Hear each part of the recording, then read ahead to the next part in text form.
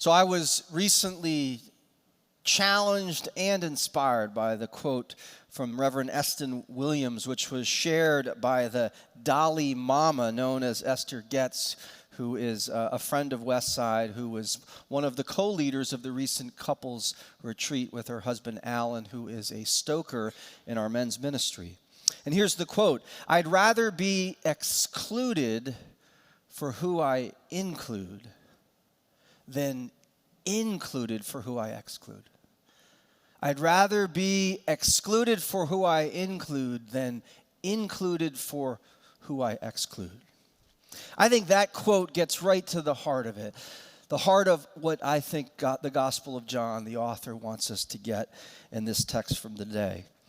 During this season of Lent, we've been exploring these I am statements that are found in the Gospel of John, and we've talked about how these statements are about who Jesus is and about who God is. And so we've learned that God is light, God is the bread of life, God is a door, and today God is the good shepherd. Now, admittedly, the word good isn't always that specific. It's like when somebody comes up to me after church and goes, "Pastor, that was a nice sermon." Okay, well, I don't know what to do with that. If I'm feeling brave, I'll say, well, what was nice about it? What was good about it? Or if I'm feeling really brave, what was good for you about the message? I think that's the kind of question we need to ask of the author of John. What makes Jesus a good shepherd? Now, last week, if you remember, we were talking about the door. There was a lot of sheep and shepherds and a lot of that imagery. So we learned some things last week. We learned that Jesus is good because he offers abundant, eternal, real life, the life that our soul most longs for. We realized that he was good not only because he helped the blind man see, but he brought the blind man back into the community. This marginalized man he brought back to the center. And he's good because he challenges his disciples and the religious authorities, although without great success, to do the same kind of thing that he just did. And today we get some more clues. We learn that Jesus is a good shepherd because he doesn't abandon the sheep in times of danger, like the hired hand does. We learn that he is good because he knows his sheep intimately and they know him. He knows their voice and they know his. And as we'll remember again during Holy Week, he is willing to sacrifice, to lay down his life for his sheep. But we've been digging a little deeper in Lent. We're not just focused on what these images have to say about God. We're focusing also on what they have to say to us, because these images are to shape us as children of God and as followers of Jesus. So we've been challenged to be the kind of community that shines light on injustice whenever and wherever we see it. To be the kind of community that offers bread for the world. To be the kind of community that is a doorway into the presence of Jesus Christ. And today, to be a community committed to being good shepherds. Now, you may be thinking, well, wait a second, isn't Jesus the good shepherd? Or maybe you're thinking, isn't that the pastor's job? Haven't we hired the pastors to be the good shepherds on our behalf? And there's some truth to that. The word pastor literally comes from the Latin, which means shepherd, or pascere, the Latin verb, which means to lead to pasture. And surely that's a key part of who we are. But Jesus never outsourced being a good shepherd. The early church didn't have professional pastors.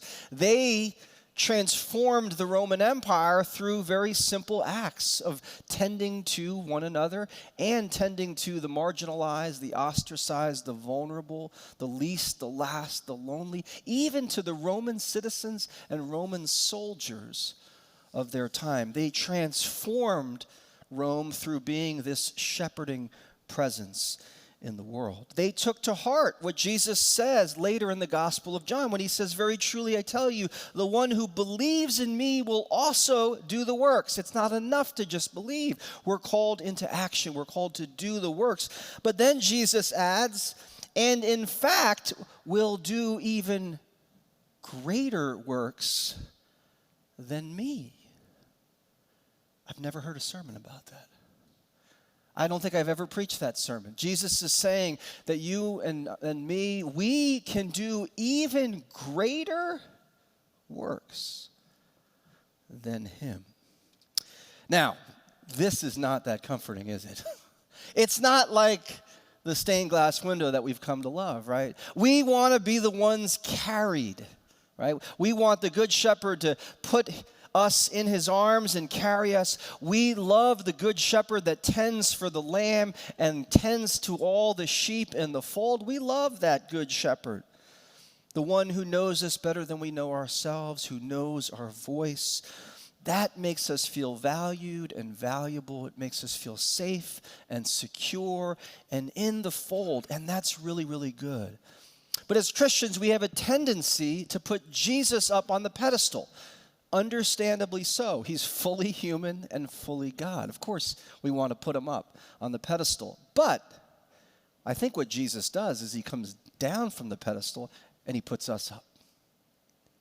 He challenges us to live into our great calling, to be good shepherds. Here's the way St. Augustine put it. He said, Christ became human so humans would become like Christ. Later in the Gospel of John, Jesus says in his closing prayer, as you, Father, are in me and I am in you, may they be so in us, which is his way of saying, may they join us in this really good and important and sacred work of being shepherds in this world. One commentator suggests that today's passage is a prelude to the end of the Gospel of John, when the risen Christ appears to the disciples and makes breakfast for them, and Jesus and Peter have this conversation off to the side where Jesus asks him 3 times, do you love me? Do you love me? Do you love me? And Jesus responds every time with, feed my lambs, tend my sheep, feed my sheep. His way of saying, if you love me, be a good shepherd. Be a good shepherd. Feed my lambs. Tend my sheep. Feed my sheep. And if that's not uncomfortable enough, Jesus steps it up another notch. He adds another bullet point to our job description. Did you hear what he said? I have other sheep that do not belong yet to the fold. I got to bring them in also. And they will listen to my voice. And there will be one flock and one shepherd. Wait a second. I thought a shepherd was only supposed to be concerned with his sheep. It doesn't make any sense, does it? This shepherd is concerned with all sheep. Those who aren't in the fold, he's concerned with them. Jesus' mission is even more demanding than we thought. And if we are to call ourselves followers of Jesus, then we have inherited that same mission. Jesus is not content to share or care for his own sheep only. He has more sheep that are not yet in the fold. And so, because his work isn't done, our work isn't done either. Like Peter, we're called to be good shepherds, to expand that circle of belonging, to tend and care for as many sheep as we can, to continue the work, I think, that brought us all into the fold in the first place. I'm sure somebody brought you into the fold. Somebody who was a link in that chain that goes all the way back through the early disciples, all the way to Jesus himself. I am sure that you are here today because somebody in your life invited you to become part of the community. And here's the thing, you are that link for others. And you may in fact be the one link for that one person that nobody else could connect to. So Jesus is saying, be that link, live into that calling, extend the love of Christ beyond the fold to those hungering for love and belonging, for meaning and purpose, for healing and wisdom. Isn't it true that there are people in your life that you are uniquely positioned to connect? Now, that doesn't mean that you need to be obnoxious. It means that you are called to love them and care for them and know them by name. The Barna Research Group shows that in America, people love Jesus, overwhelmingly love Jesus. They don't love the church. We have a church problem, not a Jesus problem. We have a church problem in America. We don't have a Jesus problem. People love Jesus. So the question is, what if the church looked like Jesus? What if its leaders looked like Jesus? What if the church acted like Jesus in the world? Fred Craddock loved to tell this story of a seminary professor starting out his first church in the eastern hills of Tennessee near the Oak Ridge Laboratory. And as Oak Ridge was being built up, they had all these construction workers moving into the area, and they lived in these hastily assembled trailer parks. And so after church one Sunday, the pastor called a congregational meeting, and he said, I would like to invite the construction workers to come to worship with us. And so I'd like to start a campaign. And so they began to talk about it, and one of the members said, I don't know, I'm not sure they're going to fit in here. And another member said, well, they're just here temporarily. They're just temporary workers. They're construction. They're going to be gone tomorrow. Let's not invest in them. Well, the pastor didn't agree. He said, well, we ought to invite them and make them feel at home for as long as they're here with us. Well, they couldn't come to a decision, so they decided that next Sunday they were going to have another meeting. So they worshiped together, and then the pastor called that next congregational meeting, and one of the members stood up right at the beginning of that meeting. He said, I move that in order to be a member of this church, you must own property in the county. And another member seconded that motion, and after a short discussion, it was passed. The pastor objected, but he was told, you don't have a vote, you're just the pastor, and you're a kid preacher, and we're going to do that. Well, years later, Craddock and his wife Nettie visited. They were looking for that specific church. And when they found it, they didn't recognize it because the building was so different. But the parking lot was full. It was full with motorcycles and trucks and cars parked out in front. And there was this big sign where the church sign used to be. It said in neon letters, all you can eat barbecue. And so this church had become a restaurant.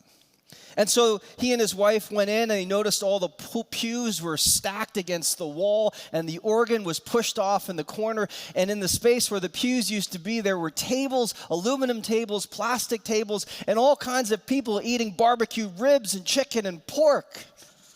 It was a beautiful sight, all kinds of people. And Craddock turned to his wife Nettie. He said, it's a good thing this isn't still a church, because these people wouldn't be here.